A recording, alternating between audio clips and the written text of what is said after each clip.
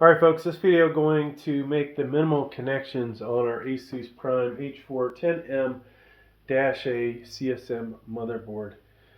Basically, get this thing to fire up to BIOS, and maybe I'll put a M.2 in and we'll see if we can fire it up to Windows. Now, I already put the CPU cooler on here. This is a Thermalright. Let me check the name real quick. Silver Soul 110 White by Thermalright, which is can't remember who exactly owns it, but it was made in China, so it's either a Chinese company or the cooler was manufactured in China. One or the other. Alright, so folks, get this thing to fire up. We want to hook up our 24-pin power connector that comes from the PSU. And you want to make sure that the 20 and the 4 part is hooked up. CPU power connector. And this has two 1x4s or a 1x8, however you want to look at it. So because of the CPU in here, we don't actually need a graphics card, but I'm going to go ahead and put one in anyways. This GTX 1050 using a display port. We don't have a display port connector, so this actually is better for me. So we snap that in. Now I'm going to plug in a mouse. And you know, one of my things is I'm going to resell this, so we've got to make sure most of the ports work.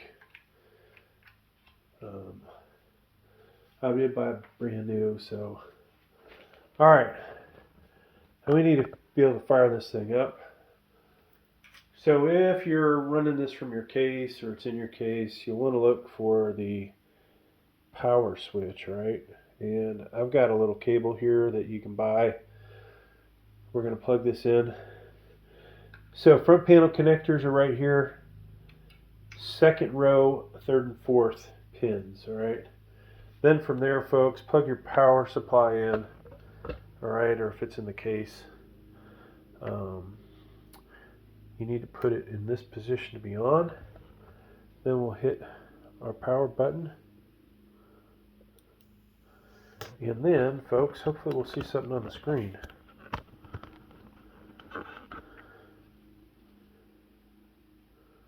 If we're lucky. Oh, what did we forget? We forgot something. Right? Who caught that?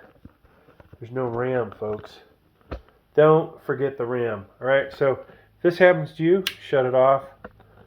We only want to test, out both RAM slots. So I'm going to go grab a second stick of RAM. Now, if this is your first time building a computer, maybe you just go with one stick of RAM, just to make sure it's going to fire up. You know, the more sticks of RAM you put in, if you're a beginner, the more likely you are to screw something up, right? So by working on one, there's a good chance that hopefully you'll get that one right. So if you're lucky, you'll hear a double click when you press this down. All right, now that's part of it. For the RAM I have, we see the label is facing out away from the CPU. This is shorter than that side. It can only go in one way, all right? So, now I don't know if you saw that.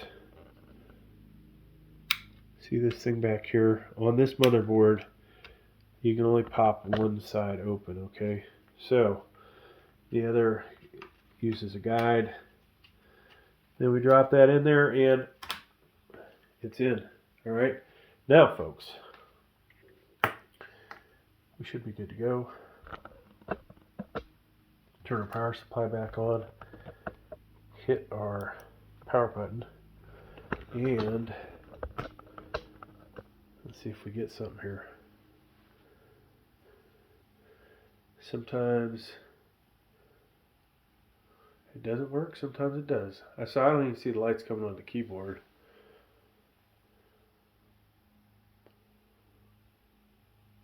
So this is the Pentium G6400. It's not a 6405, so it should have been compatible with this motherboard.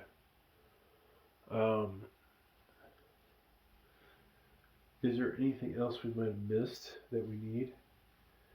We've got our CPU fan installed. The CPU's in correctly.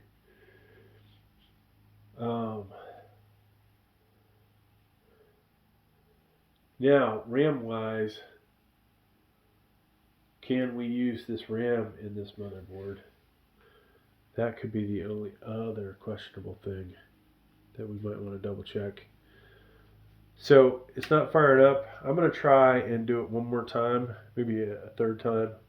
To be honest with you. Oops. We need it to totally shut off.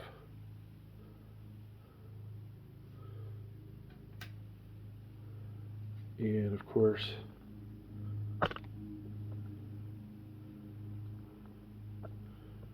so my recommendation will be,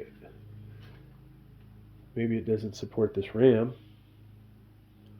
So let's go grab some more generic stuff.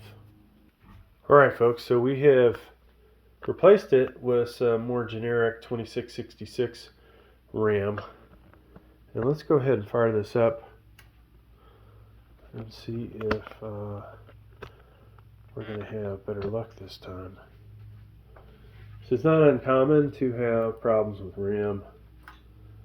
And definitely this motherboard, where depending on the CPU, it may support, if I remember correctly, 2666 megahertz or 2933 as a max speed. Now, oh, look at that. So it was the RAM. Not surprised.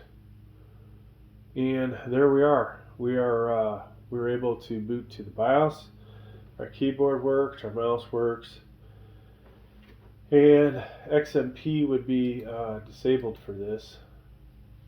I believe this is the max speed that this RAM can handle. So you can see the CPU temp here, some of the information about this. So really, this is about as good as it's going to get. Now, I'm going to go ahead and put a drive on it, and if I can get one in here. This is one of those motherboards that has that stupid little plastic hook thing that makes it really difficult to install an M.2, but we're going to go ahead and put one in there. Alright, so we put the drive in. Now, you know, personally, H410s, some of the absolute worst motherboards out there. And I'm going to pause this just in case it pops up with an email address or something else. Alright, so we did get it to get up to Windows. So we're pretty good there. I'm going to check all of my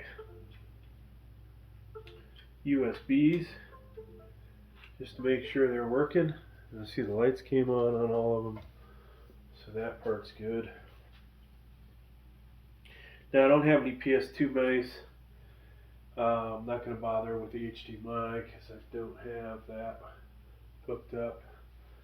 But yeah, this is probably good to go from the aspect of I really didn't do much with it when I bought it. It just kind of sat around. So made a few videos out of it to include this one. But hey, thanks for checking out the video, folks. Please like, please subscribe. Thank you.